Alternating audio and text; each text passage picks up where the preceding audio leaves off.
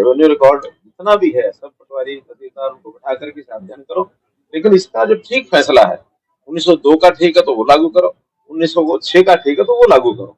यानी 125 साल पुरानी जब अंग्रेजों के समय की ये झगड़ है, लेकिन मेरे मन में इस बात का संतोष रहता है कि हम उसकी गहराई में जाते हैं, और गहराई में तभी जाया जा सकता है जब स्वयं उसमें आप जब हस्तक्षेप करें। स्वयं हस्तक्षेप ना करें तो आगे सब लोग सब आए हुए हैं। मित्रों, आज सिरसा शहर का मेरा दिन भर का ये दौरा रहा है, और संयोग ऐसा बना कि सबसे पहले तो मेरे थोड़े संबंध भी बने हुए हैं। हमारे जो राधा स्वामी सत्संग बाबा गुरविंदर सिंह जी बिलो, उनके साथ एक बार मिलना हुआ। उन्होंने बताया था मुझे 29 तारीख को उनका एक सत्संग कार्यक्रम है, तो उनके दर्शन किए।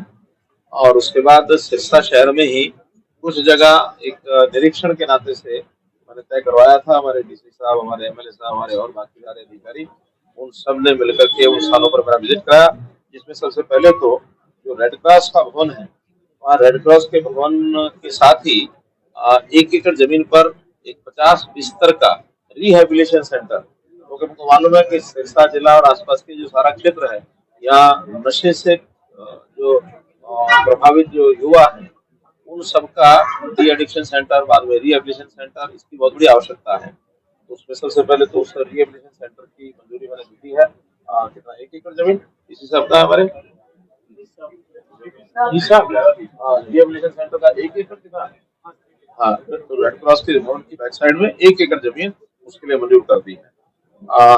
बाद में मेडिकल कॉलेज जो पहले से घोषित है उसकी जगह, वो आज मैंने प्रत्यक्ष उसको देखने के लिए कहा था, उसका निरीक्षण किया है।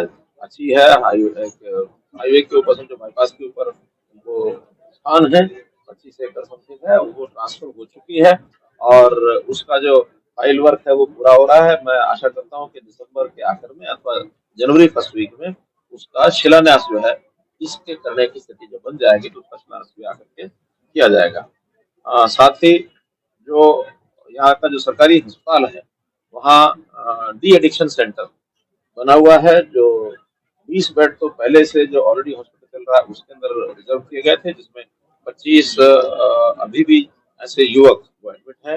वो भी मैंने देखा है, जाकर कुछ लोगों से बातचीत भी की है। स्वाभाविक है कि ऐसे जो लोग हैं जो उनका डी एडिक्शन सेंटर में इलाज होता है, तो वो स्वाभाविक अपनी कुछ बातें याद भी करते हैं, उनसे सहानुभूति पर व्यवहार करके बहुत सी बातें यानी पूछी जा सकती है।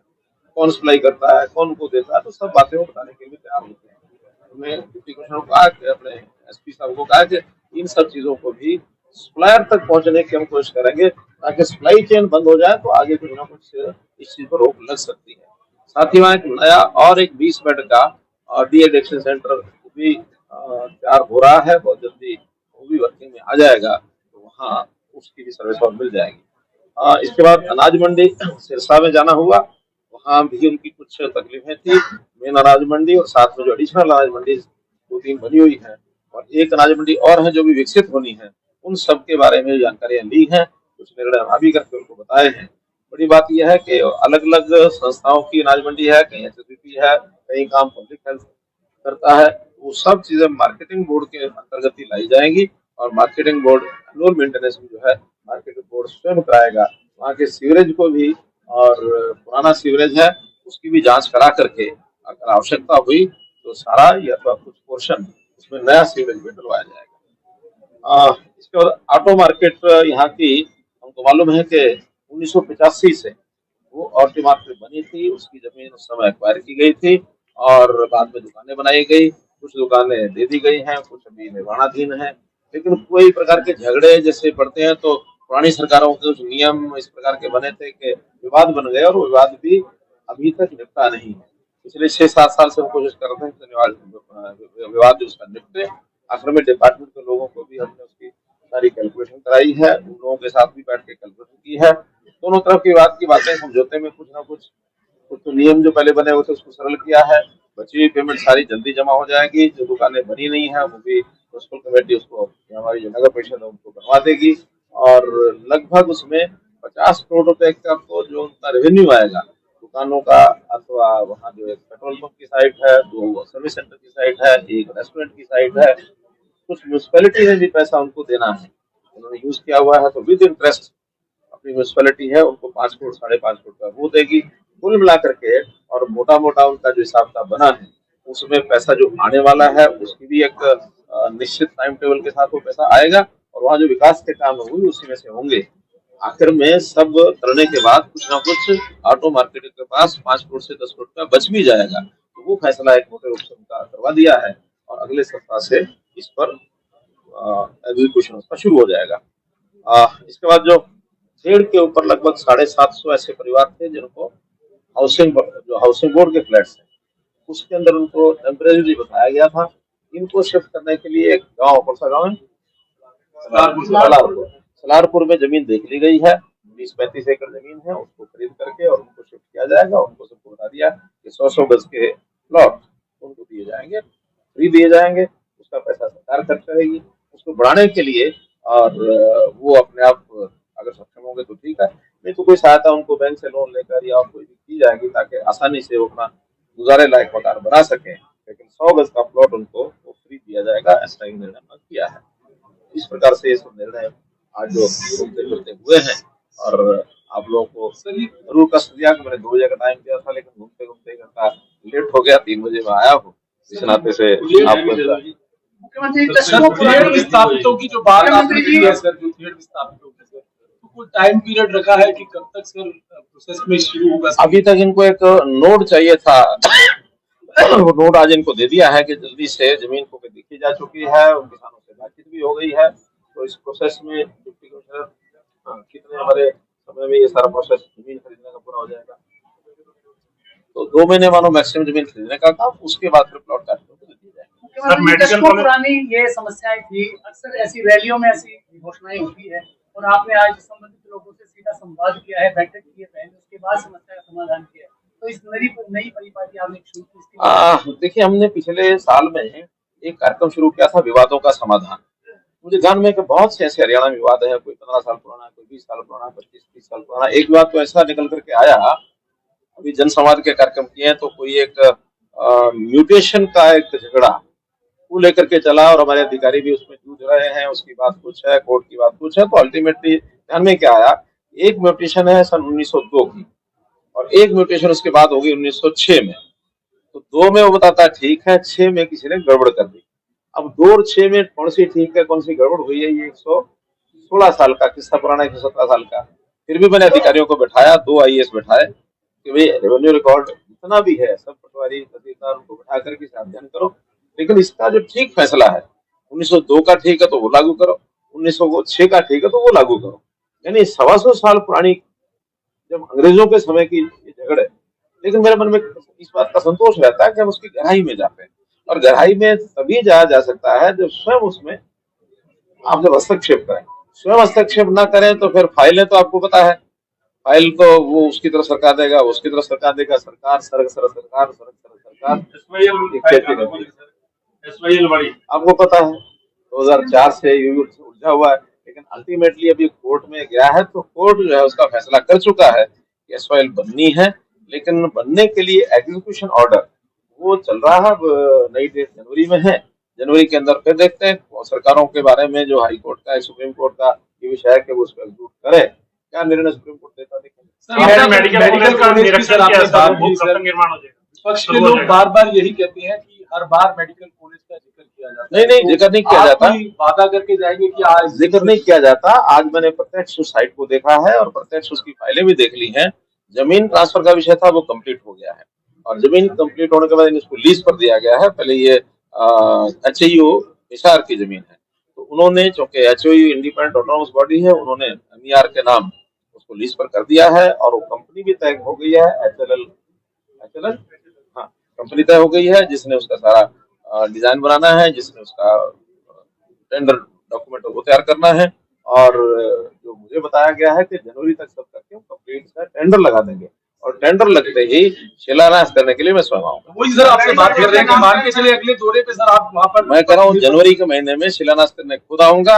और एक बात जो मुझे आप सबके सामने अभी बतानी है, मैंने अभी किसी को बताई नहीं है, पहले यही उसका मैं रहस्य उद्घाटन करता हूँ।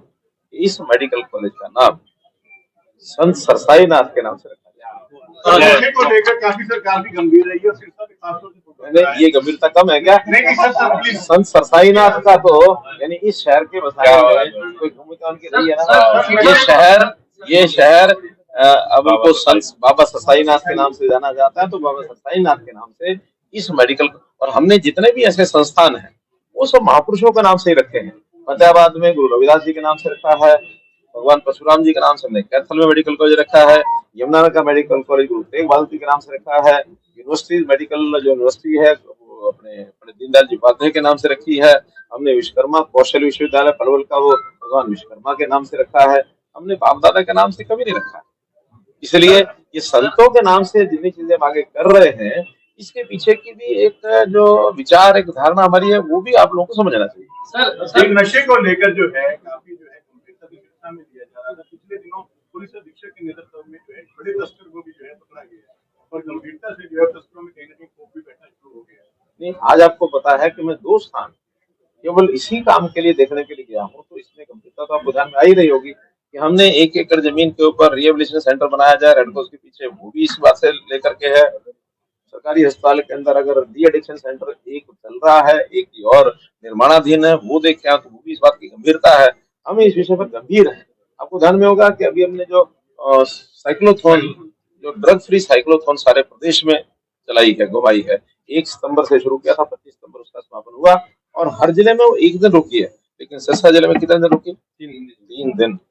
ताकि सिरसा जिला एक विशेष प्रभावित जिला है और इसमें ये सारे, मुझे एक चिंता अभी डबवाली की भी है, क्योंकि डबवाली की व्यवस्थाएं जिस हिसाब वहाँ भी कोई व्यवस्था हमारे डी एडिक्शन सेंटर और रिहेबिलिटेशन सेंटर वहाँ भी करना चाहिए, क्योंकि उस एरिया में भी जैसे सिरसा के आसपास है, डबवाली के आसपास भी बहुत जरूरी है। वैसे भी हमने पुलिस जिला इसीलिए बनाया है, हालांकि एक बहुत बड़ा जिला नहीं है, 5 कंस्टिट्यूंसी का है, फिर भी ये जो ड्रग्स का विषय है इसको लेकर के एक एरिया अलग से कंसंट्रेट किया जाए, तो हमने डबवाली को पुलिस जिला भी बनाया है।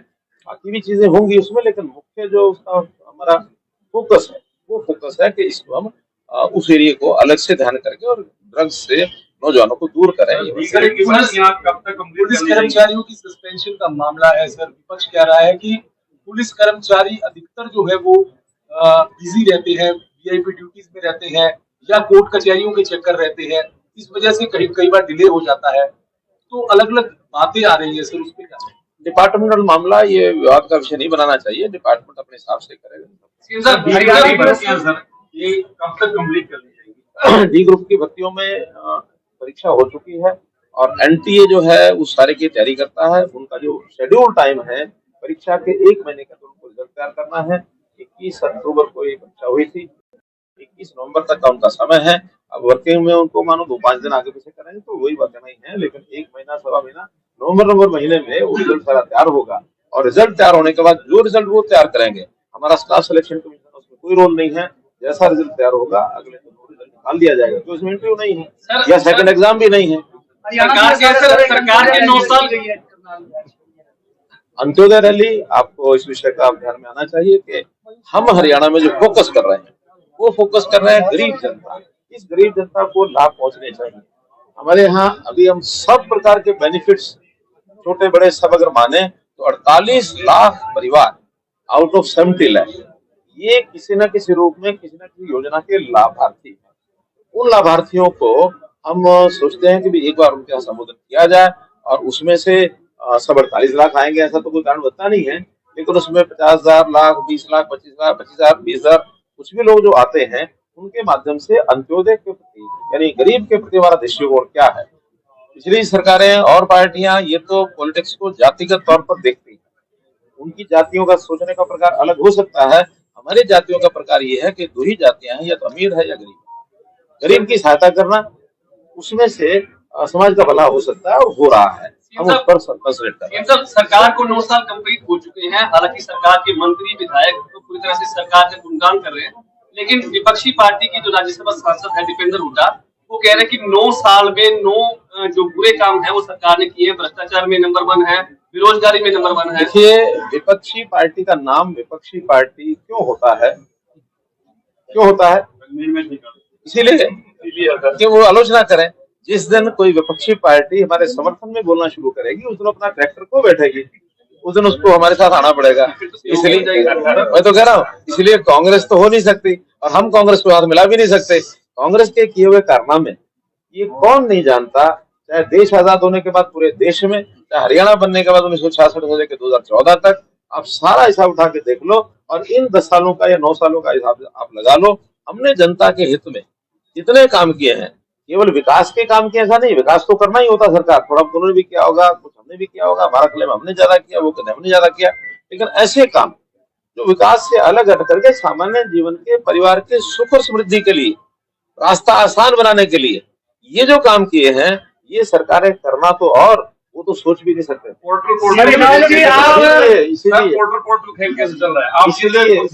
इसीलिए मैं कह रहा हूँ कि वो जो पोर्टल की बात कर रहे हैं, तो सपने में नहीं सोचा कि पोर्टल क्या होता है, पोर्टल की स्पेलिंग ही पता नहीं थी। आज हमने इतने सारे पोर्टल बना दिए और जनता को जिसका लाभ मिल रहा है, इसमें से उनकी परेशानी ये बढ़ गई कि ये चीज अब कैसे टैकल करें। तो एक ही बात है, हम आएंगे, पोर्टल खत्म करेंगे। मैं उनको शुभकामना देता हूं कि इस भाषा को बोलते रहें, ताकि आखिर तक जिस जनता को पोर्टल का लाभ मिल रहा है वो पोर्टल खत्म करने के लिए उनको खत्म करेंगे। ये मेरी राजस्थान जाएंगे, मध्य प्रदेश जाएंगे, राजस्थान जाएंगे, मध्य प्रदेश जाएंगे, तो आगे सब लोग सब आए हुए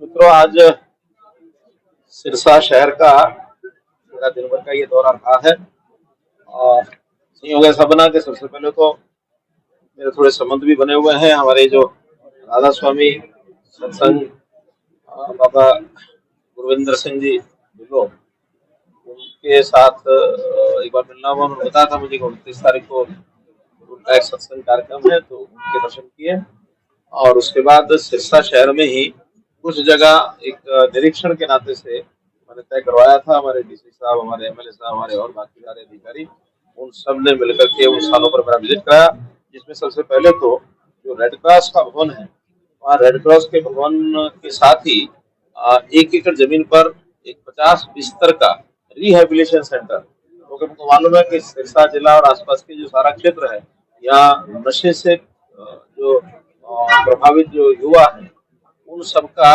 डी एडिक्शन सेंटर, बाद में रिहेबिलिटेशन सेंटर, इसकी बहुत बड़ी आवश्यकता है। तो उसमें सबसे पहले तो उस रिहेबिलिटेशन सेंटर की मंजूरी मैंने दी है। कितना 1 एकड़ जमीन इस हिसाब का हमारे रिहेबिलिटेशन सेंटर का 1 एकड़ कितना, हाँ, तो रेड क्रॉस के भवन की बैक साइड में 1 एकड़ जमीन उसके लिए मंजूर कर दी है। बाद में मेडिकल कॉलेज जो पहले से घोषित है, उसकी जगह वो आज मैंने प्रत्यक्ष उसको देखने के लिए कहा था, उसका निरीक्षण किया है, अच्छी है। हाईवे के ऊपर, जो बाईपास के ऊपर वो स्थान है, 25 एकड़ समथिंग है, वो ट्रांसफर हो चुकी है और उसका जो फाइल वर्क है वो पूरा हो रहा है। मैं आशा करता हूँ कि दिसंबर के आखिर में अथवा जनवरी फर्स्ट वीक में उसका शिलान्यास जो है इसके करने की स्थिति जो बन जाएगी, तो उसका शिलान्यास भी आकर के किया जाएगा। साथ ही जो यहाँ का जो सरकारी अस्पताल है, वहाँ डी एडिक्शन सेंटर बना हुआ है, जो 20 बेड तो पहले से जो ऑलरेडी हॉस्पिटल चल रहा है उसके अंदर रिजर्व किए गए थे, जिसमें 25 अभी भी ऐसे युवक वो एडमिट है। वो भी मैंने देखा है, जाकर कुछ लोगों से बातचीत भी की है। स्वाभाविक है कि ऐसे जो लोग हैं, जो उनका डी एडिक्शन सेंटर में इलाज होता है, तो वो स्वाभाविक अपनी कुछ बातें याद भी करते हैं, उनसे सहानुभूति पर व्यवहार करके बहुत सी बातें यानी पूछी जा सकती है, कौन सप्लाई करता है, कौन उनको देता है, तो सब बातें वो बताने के लिए तैयार होते हैं। हमने डिप्टी कमिश्नर को कहा कि अपने एसपी साहब को कहा कि इन सब चीजों को भी सप्लायर तक पहुंचने की हम कोशिश करेंगे, ताकि सप्लाई चेन बंद हो जाए तो आगे कुछ ना कुछ इस चीज पर रोक लग सकती है।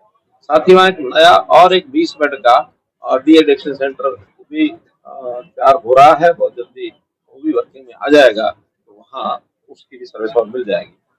इसके बाद अनाज मंडी सिरसा में जाना हुआ, वहाँ भी उनकी कुछ तकलीफें थी, मेन अनाज मंडी और साथ में जो एडिशनल अनाज मंडी 2-3 बनी हुई है और एक अनाज मंडी और है जो भी विकसित होनी है, उन सब के बारे में जानकारियां ली हैं, कुछ निर्णय अभी करके उनको बताए हैं। बड़ी बात यह है कि अलग अलग संस्थाओं की अनाज मंडी है, कहीं एसएसबी है, कहीं काम पब्लिक हेल्थ करता है, वो सब चीजें मार्केटिंग बोर्ड के अंतर्गत ही लाई जाएंगी और मार्केटिंग बोर्ड एनुअल मेंटेनेंस भी जो है मार्केटिंग बोर्ड स्वयं कराएगा। वहाँ के सीवरेज को भी, और पुराना सीवरेज है उसकी भी जांच करा करके अगर आवश्यकता हुई तो सारा या तो कुछ पोर्शन उसमें नया सीवरेज में डलवाया जाएगा। इसके बाद ऑटो मार्केट यहाँ की हमको मालूम है कि 1985 से वो ऑटो मार्केट बनी थी, उसकी जमीन उस समय एक्वायर की गई थी और बाद में दुकानें बनाई गई, कुछ दुकानें दे दी गई हैं, कुछ अभी निर्माणाधीन है। लेकिन कोई प्रकार के झगड़े जैसे पड़ते हैं तो पुरानी सरकारों के कुछ नियम इस प्रकार के बने थे कि विवाद बन गए और वो विवाद भी अभी तक निपटा नहीं है। पिछले 6-7 साल से हम कोशिश कर रहे थे कि विवाद जो उसका निपटे। आखिर में डिपार्टमेंट के लोगों को भी हमने उसकी सारी कैलकुलेशन कराई है, उन लोगों के साथ भी बैठ के कैलकुलेशन की है। दोनों तरफ की बात की बातें समझौते में कुछ ना कुछ तो नियम जो पहले बने हुए थे उसको सरल किया है। बची हुई पेमेंट सारी जल्दी जमा हो जाएगी, जो दुकानें बनी नहीं है वो भी